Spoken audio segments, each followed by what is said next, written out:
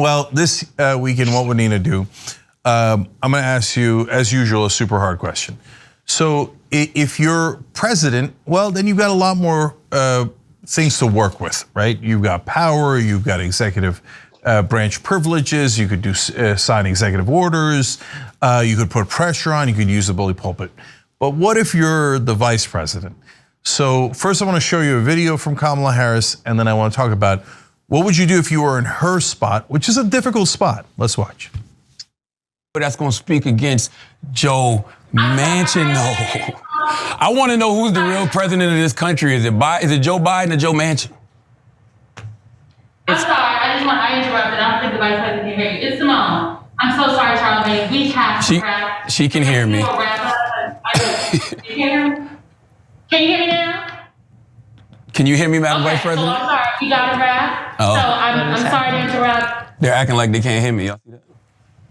I can hear you. Oh, so who's the real president of this country? Is it Joe Manchin or Joe Biden, Madam Vice President? Come on, Charlamagne. It's Joe Biden. I can't tell sometimes. No. It's Joe Biden, and don't start talking like a Republican about asking whether or not he's president. Do you think Joe Manchin is a problem? It's Joe Biden, and I'm vice president, and my name is Kamala Harris. And the reality is, because we are in office, we do the things like the child tax credit, which is going to reduce black child poverty by 50%, on track to do that. So that's Kamala Harris on Charlamagne tha God's Comedy Central show. And Charlamagne asked the perfect question, and that was before Manchin killed Build Back Better. So he nailed it. Now, she obviously was upset by that. In that same interview, Nina, I ran that because, look, she's in a tough spot because she has to try to defend Manchin brutalizing Biden and Biden not doing anything about it. But she don't have that much power. But in the same interview, she also talked about voting rights. Now, a lot of people think Kamala Harris has a special obligation to make sure voting rights passes, but she doesn't have a lot of power as vice president. So if you were in her shoes, what could you do? Yeah, it is a tough spot. And I want to say to Charlamagne, he definitely did a terrific job. Jake, I'm glad he asked that, because at the crux of the question is who has the power, not just who has the title, who has the power. And as you laid out, and many members know, that was before he sunk it. So we know who absolutely has the power. So yeah, she answered the question. Yeah, it is President Joe Biden, but the person who has the power is clearly Senator Joe Manchin. But kudos to my brother Charlamagne for taking it to the hole like that. You know, yes, you definitely serve at the pleasure of. So that is real, and we need everybody to understand that. But there are some certain tools at the vice president's disposal. One is, and maybe the vice president has used this, so this is nothing revolutionary, what I'm about to say here, is to have this heart-to-heart conversation with the president behind closed doors. Certainly as the vice president, you cannot be out there on Front Street dogging the president. I mean, you have an obligation. When you sign up for that post, you certainly have an obligation to protect the principle.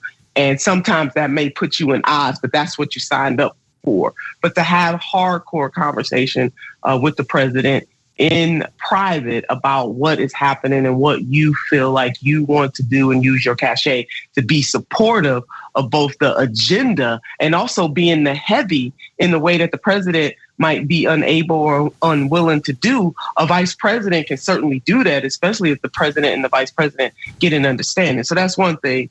Tug at the heart, have a come into Jesus meeting with the president. Secondly, Vice President Harris was in the United States Senate, utilizing those relationships that she has, hopefully with some of the people that she served with in that Senate. Again, some of it, a lot of that work might have to be done behind the scenes, and then some of it can be done in front, because everything can't happen behind the scenes. Now, some of the stuff got to come up front, but to use your leverage as vice president, most people who serve in the Congress, if the vice president calls, they're going to come and have that conversation. Let's plot and plan. You know, our dear brother Killer Mike, plot, plan, strategize, organize, mobilize. Let's do some of that behind the scenes, and then decide what you're going to take up front.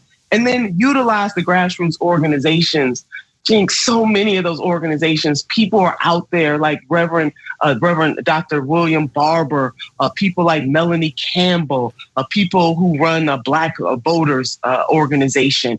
So many, our brother Ben Jealous are out there on the front lines, people being arrested in the 21st century with a democratically controlled Congress and presidency still being arrested for voting rights. And then this reminder that we talk about the fact that all politics are local, but all politics are about voting rights. And to lay a strong foundation going into 2024, you got to protect the voting rights blank at all costs. And so what is happening in state legislatures at the hands of GOP members on the state level, and also in governors' mansions and Secretary of State's offices, what better way to rough up the damn Republicans than to send the vice president out all over this country to beat up on them for how they are using their power to the antithesis of what a representative democracy is supposed to be. It is a total win-win all the way around, but the vice president has to be allowed to do what they can do best, which is to be the absolute heavy on this. And she could do it. Yeah, so whenever I ask you a question, I always think, what would I do too? Just because I don't want to be unfair and think like give you an impossible question. I don't know, right? Yeah. But you almost always have a better answer. According to me, I'm sure according to most, you always have the better answer. But I'm not a guy who's shy about my ego. But every time I'm like, damn it, that was better than what I thought of, right? And so in this case, I'm just going to add to it a little bit. But before I do that, I want the audience to understand out there, right? Look, you're not going to find any two people that are more ready and able to be aggressive publicly than me and Nina, right? We're not shy about it. Everybody knows we're not shy about it. We take a lot of crap for not being shy about it. But you have to be strategic and play the hand you got, right? So the vice president, you can't be unrealistic, guys. The vice president is not going to go and go, all right, the president's wrong, I got this. That's going to be counterproductive. That might make passing this bill less likely rather than more likely, right? So I agree with you exactly on all the things. And so I thought, first you got to make a plan, just like you said, right?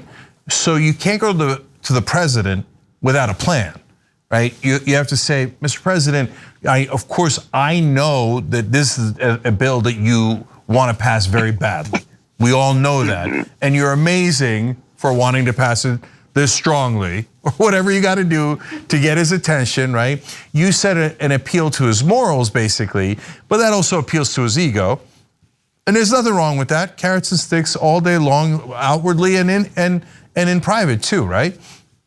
Yeah. But then you've got to ask for permission to execute the plan. And so I was thinking more in terms of going to the senators and saying, now I hate this idea of the democracy exception to the filibuster because I think they should get rid of the filibuster entirely. And so when I was more hopeful at the beginning of the Biden administration, only a tad more hopeful, I was hoping that they didn't go down that road and they just got rid of the filibuster. I now have very little hope. So I'll take it. I'll take the democracy exception because you have got to pass that voting rights bill, right? So yes. I would go to plan B if I was her. And I was gonna say work the Senate, but I like your plan. I mean, your plan's bigger than mine, right? You say that plus go to the groups, go to Reverend Barber. And then at that point, Nina, you can also make another appeal to Biden's self-interest, right? Look, Reverend Barber and other African-American leaders can deliver not only the black vote in terms of percentages versus Republicans, but in terms of voter turnout too. And I'm going to help with that, but we have got to do this. So do I have permission to do this, and this to advance this bill? Does that make sense? That's it. Oh, a whole lot. Yeah, that's it. Yeah, and Nina, this is where I get a little discouraged again, right? Because whenever I see reporting on what's happening internally and what we can see with our eyes, look at all these plans that you make when we do this segment. And it makes sense, and they're proactive, and it's not just tearing things down, it's building things up, right? And it's strategic and it's practical. And when I see the reporting, I almost never see politicians in office with an actual plan. Like a plan to get things passed. It always feels like, oh my God, we didn't know Manchin was gonna kill the bill. How did you not know that Manchin was gonna kill Build Back Better? How did you not have plan B ready when he killed Build Back Better? We all knew he was, at least had a high percentage chance of killing it. I would have had plan B, you would have had plan C, because you plan better than I do, okay, right? And so- We plan together. Yeah, so when I don't want there to be unfair, I got no love for Kamala Harris, but I don't want unfair criticism of her, right? But what is fair is asking her to make a plan and begin to execute that now. So we got a prayer of getting voting rights passed in enough time before the next election, right? Yes, that's exactly right. And it's time out for all the knocking and dragging that happens when it comes to election time. You got to energize and engage voters at this stage, I believe, even before you ask them to come out to vote. And it's really going to be hard if the Democrats deliver absolutely nothing or a shell. It's going to be really Build Back less if it ever passes at all. And then not to be able to deliver on voting rights, it just makes no sense. What is morally right in this case, Cenk, in our discussion is also politically right here, because you cannot be one unless you're Republicans and you just want to scorch the earth and limit the types of people who can vote and put up all kinds of roadblocks, which Democrats are not supposed to do that. You have got to care about voting rights because that is the glide path to which you are elected. I mean, it just makes no damn sense. That's politics 101. You got to be able to get your voters out. And so to the extent that the Democratic Party has failed miserably on the state level, you can't keep doing that. And what better way is to have the vice president out there being the champion, planning with organizations, planning with the people to push this access. And the access will be for all, not just for the people who vote as a Democrat, but this is about expanding and protecting access to the ballot box, as the late Congressman John Lewis has often said that the voting is sacred. And it really, really is. And it's not just for one group, it should be for all groups. And the Democrats should absolutely not equivocate and be the champions for that, not just when it's politically expedient for them. Voting is something that you have just got to flat out say you are a champion for, no matter if somebody's coming to pull the lever for you or for the other person. We cannot have a representative democracy in the deepest sense of the word without it. Yeah, and that's such a good point. You could also go around the Republican politicians to the Republican voters. They definitely care about free and fair elections. So we might think they're misguided in what they think happened in the last election. But if they want to do a deal where we get free and fair elections, we're all ears on that. And because we definitely want free and fair elections. And so there's a good moment to even reach out to right-wing voters on it. And so far, we haven't seen, I was gonna say much, but honestly, almost any action on this. And they better get this straightened out because they're running out of time. Oh yeah, pretty sad, Cenk. Pretty sad.